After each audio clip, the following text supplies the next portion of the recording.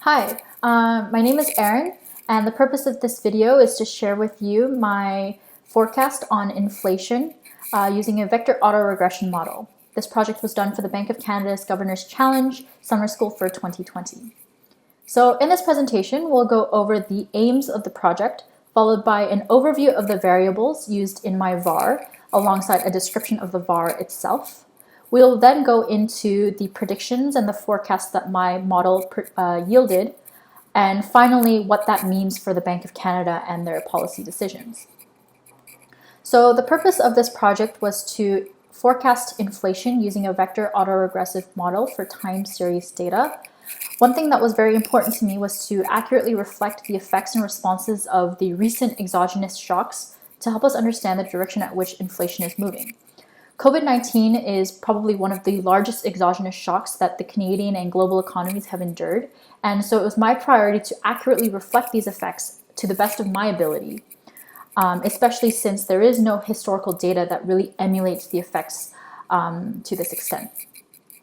My model was created and run in Stata, and all data was found on the Statistics Canada website.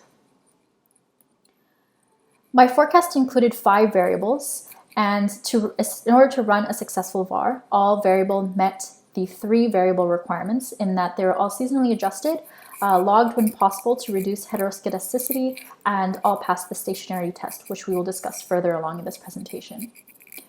Another thing that I decided to include or make a special note of was to use data that was only collected monthly. Since the effects of COVID-19 have only recently begun being reflected in data, it was important that I collected as much pertinent information as possible in this short time period to help me in the forecasting stage. So the variables that I decided to use were real GDP, trade balance, bank rate, inflation, and weekly earnings. Real GDP seems to be a very popular choice when forecasting inflation rates. And I think that this is for the very reason that real GDP and inflation are very closely related. We understand that as output increases, aggregate demand increases, and if supply is not able to withstand this overwhelming demand, there tends to be an upward pressure on prices, thereby increasing inflation.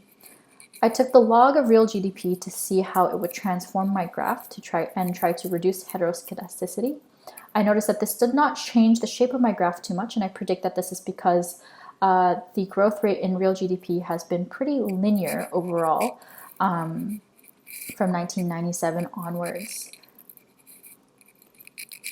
Trade balance was the next variable that I wanted to make special note of, and this was because when we consider how GDP is calculated, the sum of consumption plus investment, government spending, and net exports, we realize that there seems to be a bit of a lag in data and kind of how stakeholders respond in terms of consumption, investment, and government spending. There is a lag between the shock and the stakeholders' response to that shock. I noticed that with net exports, there was a significant decrease in that lag time, especially during the COVID-19 pandemic, because there were very physical barriers to trade. Supply chains were very abruptly disrupted, and the effects of COVID-19 were felt almost immediately. People were unable to come into work due to the illness.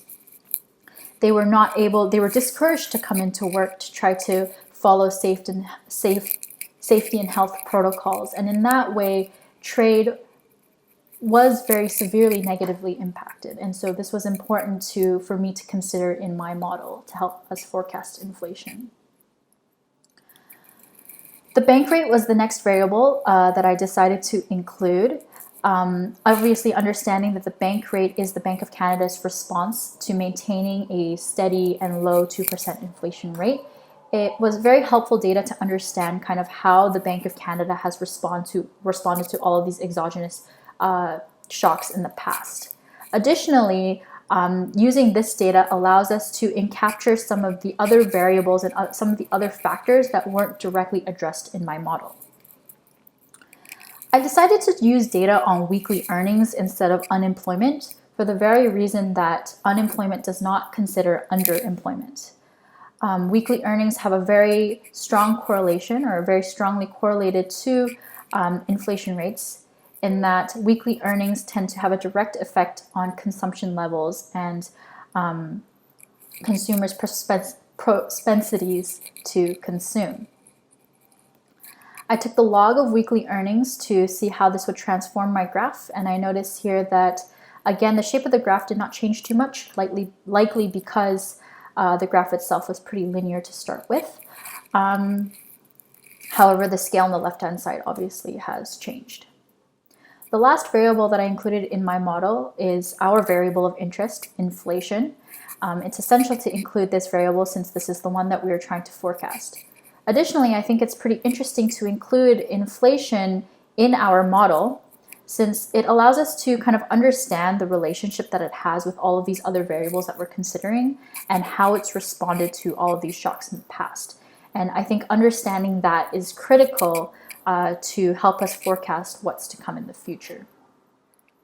In order to satisfy the second of the three variable requirements, I used the augmented Dickey-Fuller testing using 4 lags, which ultimately showed that inflation, bank rate, and trade balance were all stationary.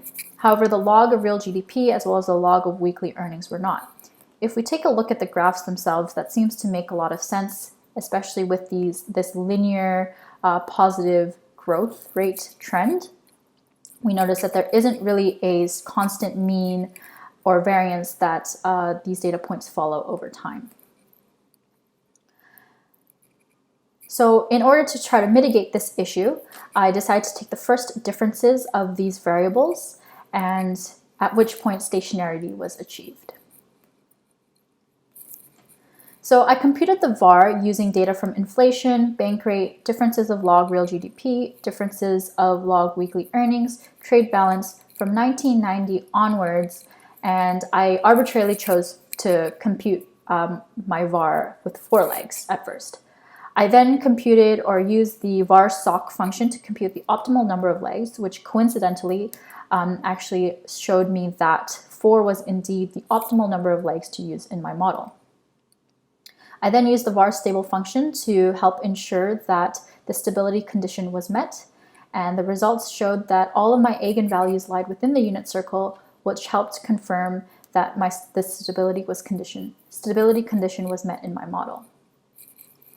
My model ultimately shows inflation as a function of itself, the bank rate, the differences of log real GDP, the differences of log weekly earnings, and trade balance. We notice that as inflation increases, bank rate increases, log real GDP decreases, weekly earnings decrease, and trade balance decreases, which is as to be expected. In terms of the forecast, I decided to use this model to forecast the following 36 periods using the fcast function. And this is what my model yielded.